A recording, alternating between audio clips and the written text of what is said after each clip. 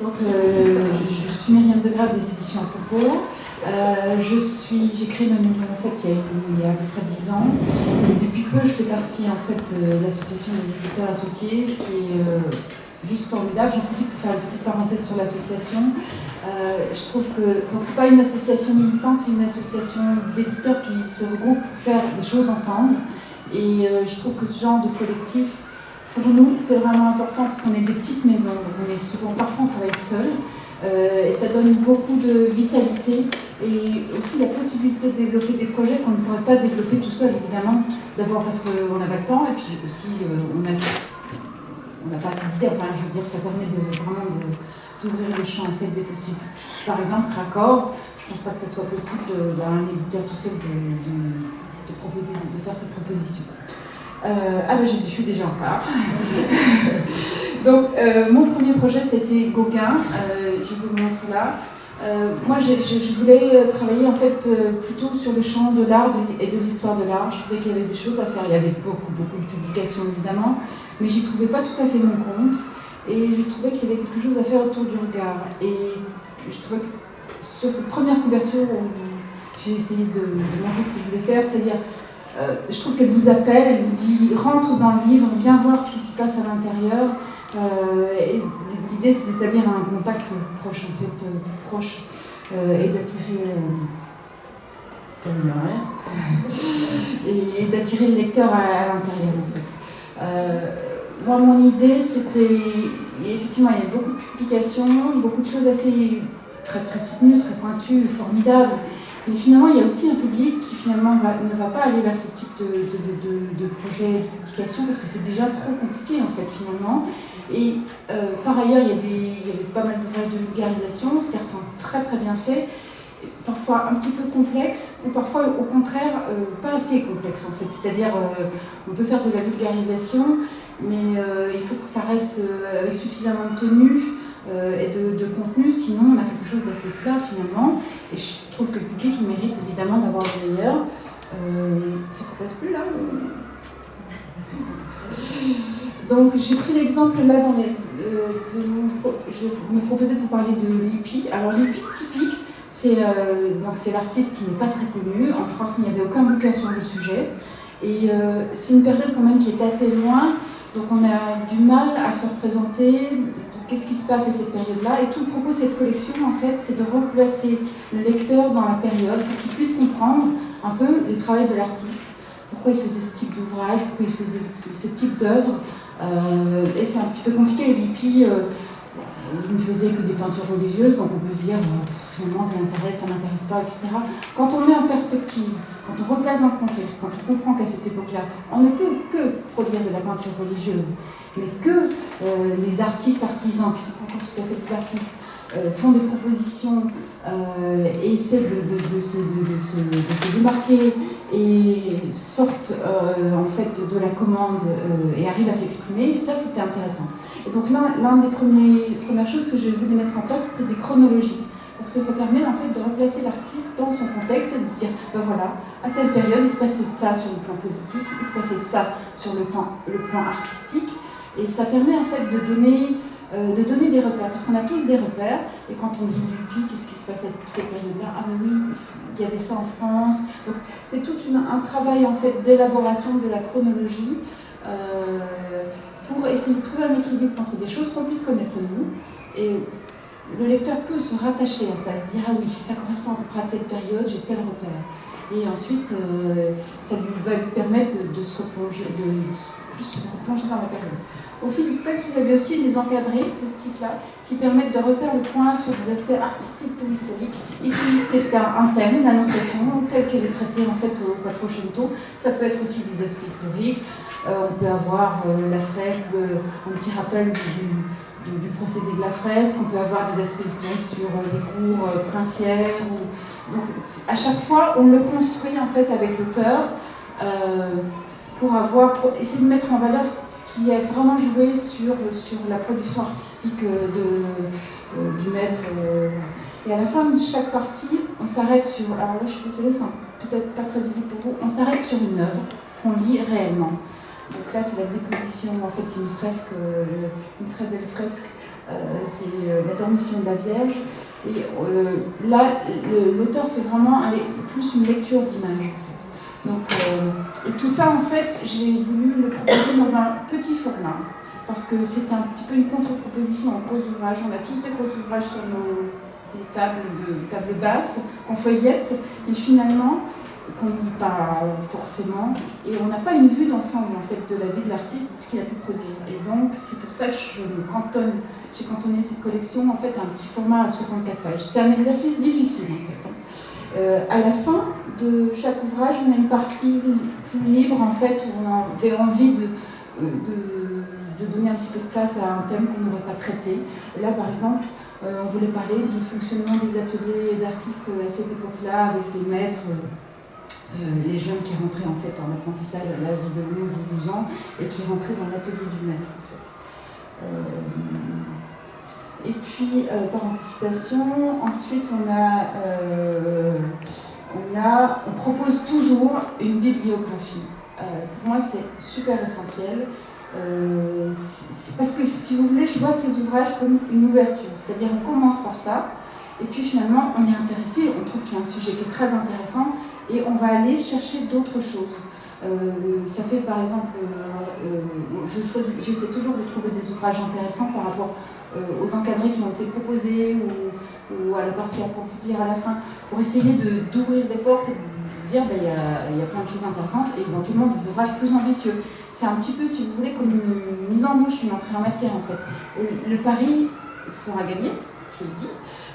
Si finalement le lecteur se dit oui, tiens, il y a tel sujet que je trouve intéressant et on va essayer de lire cet ouvrage.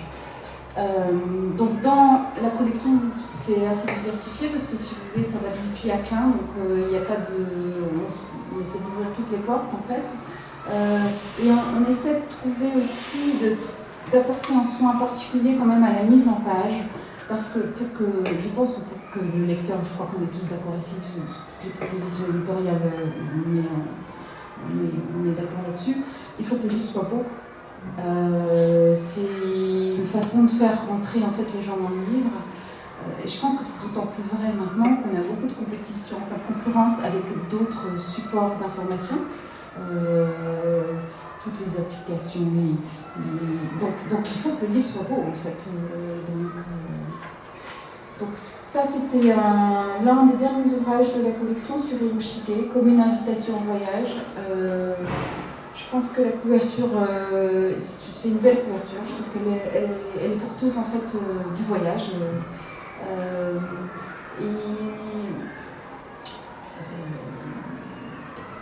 Donc c'est aussi une façon de dire que ces ouvrages-là, ça peut être aussi une invitation à voir autre chose en fait. L'estampes, c'était... Alors là, donc, je voulais aussi parler des auteurs. Ça, c'est Nelly Delay, qui était l'une des deux auteurs en fait, sur Hiroshige. Moi, je travaille toujours avec des auteurs qui sont spécialisés sur leur sujet, qui sont historiens de l'art. Ça me paraît très important pour leur demander en fait, de faire ce travail, en fait, qui est une forme de travail de synthèse. Il faut qu'ils maîtrisent complètement en fait, leur sujet. Pour pouvoir proposer un texte qui se tient la route et pour pouvoir choisir aussi les encadrés qui vont bien. Donc il faut vraiment des auteurs qui tiennent bien. Nelly Delay, en fait, c'est ma doyenne. Elle a travaillé 30 ans dans une galerie d'estampes. Elle a publié d'autres ouvrages beaucoup plus importants, etc. Elle s'est pliée au jeu, et je crois qu'avec beaucoup de plaisir. Et c'est uniquement en travaillant avec des gens de cette qualité, je pense qu'on peut obtenir un texte qui tienne vraiment la route. Ça, c'est la librairie des éditeurs associés. J'ai d'abord en fait été invitée, un éditeur invité en fait dans la librairie. J'ai pu présenter en fait toute ma collection parce que l'une des difficultés qu'on a en tant que petit éditeur, c'est que finalement on est assez peu visible en fait dans les librairies. Et cette librairie propose en fait de mettre en avant tout l'ensemble de la production. Donc on peut voir en fait le travail l'ensemble du travail, c'est un peu comme le travail d'un artiste, une exposition qui permet de voir l'ensemble de son travail et de voir un peu l'évolution, son évolution. Pour un éditeur, c'est un peu pareil, sauf qu'en fait, on n'est jamais présenté dans son ensemble, on ne voit pas l'ensemble du catalogue, très rarement en fait, en tous les cas pour les petits éditeurs. Donc je trouvais que c'était formidable. Ça c'est un deuxième type de projet que j'ai développé. C'est un ouvrage sur les vitraux de la cathédrale de Sens. C'est complètement, ça n'a juste rien à voir en fait. Et là aussi l'idée c'était on m'a apporté des photos. Et j'ai voulu faire un travail sur la présentation en fait, des vitraux, parce que là aussi c'est encore une question d'œil et de regard. Et pour le coup, les vitraux, il y a de magnifiques choses à présenter, sauf que finalement il y a assez peu d'ouvrages sur les vitraux. Et donc j'ai voulu qu'on mette en avant, on a choisi 20 vitraux différents, et on les a mis en avant en fait, en décomposant en fait, les scènes du vitrail, parce que chaque vitrail a une histoire, ça représente des scènes, c'est un petit peu comme une BD. Et on a décrypté chaque scène en fait au fil du texte. Si vous voulez, pour chaque scène, on a une explication. Voilà. Donc la satisfaction, c'est que l'ouvrage finalement, il n'y avait pas du tout d'ouvrage sur le vitraux de cette cathédrale, qui est une cathédrale très importante dans l'histoire en fait de l'histoire de l'architecture gothique et des cathédrales, puisque c'est la première cathédrale gothique. Et donc l'ouvrage a eu un bon accueil en fait en librairie, pour nous c'était quand même très important. Je voulais montrer là aussi le travail de relecture, parce qu'on pense que là on pourrait penser que on peut être presque fini, puis finalement on en retrouve encore une tonne de corrections et de coquilles. Finalement jusqu'au bout, on essaie de faire le travail éditorial en fait. Et je trouve assez intéressant de montrer, en fait, c'est un jalon en fait, dans le livre. Le livre, ça ne se fait pas tout seul, ça ne se fait pas d'un coup. Là, ce qu'on voit, c'est le livre fini, mais il y a quand même tout un travail derrière. Et je trouvais que c'était assez intéressant de vous montrer à vous qui y êtes, je crois, pour la plupart bibliothécaires, je pense que ça peut vous parler. Alors, en fait, pour ce livre-là, on a fait une nouveauté pour la maison, on a proposé une visite guidée en fait, des vitraux. Alors, on ne savait pas du tout si on allait avoir 10 personnes, 5 personnes, qu'est-ce qui allait se passer. Finalement, il y a eu, sur Sens, il y a eu énormément, enfin, il y a eu, je pense, environ 400 personnes, donc c'était très bien. Et donc l'idée c'était de proposer en fait une visite guidée sur les vitraux, avec par les deux auteurs en fait. On avait même une historienne de l'art spécialiste du vitrail qui est intervenue dans l'ouvrage, qui est une petite partie qui est venue présenter. Et on était assez. Je pense que le livre, c'est aussi une chose que je voulais dire. Là, par exemple, il n'y avait rien, le livre était finalement attendu. On était un peu attendu au tournoi aussi, donc c'était un challenge. Et donc c'était une visite qui a quand même. J'aime beaucoup cette photo parce que ils ont l'air tous fascinés quand même. Je veux dire. Or, la remarque qu'on a eue, c'est qu'il y avait plus de gens l'après-midi que le matin même à la messe. Donc, je pense que les gens s'intéressent vraiment au patrimoine, à leur patrimoine, et qu'en fait, vraiment, ils sont dans l'attente qu'on leur propose des choses sur le patrimoine. Il y avait un vrai intérêt, c'est pas forcément lié ni à est-ce qu'on a la croyance ou la croyance ou la religion, c'est que vraiment il y avait un regard. Moi j'aime beaucoup la tête de ce monsieur qui a la bouche ouverte en disant qu'est-ce que c'est beau, quoi, je veux dire. Or, ce sont des gens qui vivent à Sens, qui sont là, ils connaissent la cathédrale par cœur, mais on peut penser qu'ils redécouvrent effectivement, qu'ils redécouvrent leur cathédrale, tout ça grâce au livre, parce qu'aussi, si vous voulez, le livre permettait par exemple de montrer des détails, je veux dire, qu'ils n'avaient jamais remarqué jusqu'à présent, en fait. Donc c'était intéressant. Et je pense que ça rejoint un petit peu tout le propos d'ailleurs du rapport, c'est que finalement on est un peu obligé, je pense en tant qu'éditeur, de mettre en place ce genre en fait, de choses pour attirer en fait, un peu l'attention aussi sur nos ouvrages. Je crois qu'il y a des animations chez Oiseaux, il y a des animations partout, chez d'autres éditeurs, on est un peu obligé de mettre en avant. Et voilà ce qu'ils regardent en fait. La rosace des musiciens, qui est une rosace qui a été montée, je ne sais plus, 1528, je crois, celle-là. Et en fait, qui est vraiment très belle.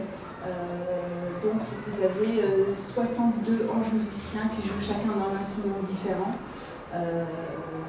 Et des instruments qui, pour certains, n'existent plus, ou enfin ont disparu, ils ont pu être proposés, mais qui ne sont plus joués évidemment dans les ensembles actuels. Donc voilà ce qu'on peut voir en fait en détail. Ange à la flûte traversière, donc qui est vraiment très bien. Et donc, pour finir, finalement, notre proposition dans le cadre du Festival Raccord, c'est de proposer en fait dimanche soir un concert en musique unie avec un groupe qui s'appelle le groupe Obsidienne, donc qui est en résidence à Sens et qui a travaillé sur l'arrosage des musiciens que vous venez de voir. Et je trouvais que c'était. On avait donc là un point commun pour faire connaître ce patrimoine. Donc ça c'est une autre démarche. Et donc ça aura lieu ah oui, je l'ai pas dit, pardon, dimanche soir à 19h à Cluny. Musée de Cluny, pardon. Et si ça vous intéresse, on vous invite à finalement à réserver parce que par contre là l'espace est peut-être un peu plus restreint. Donc,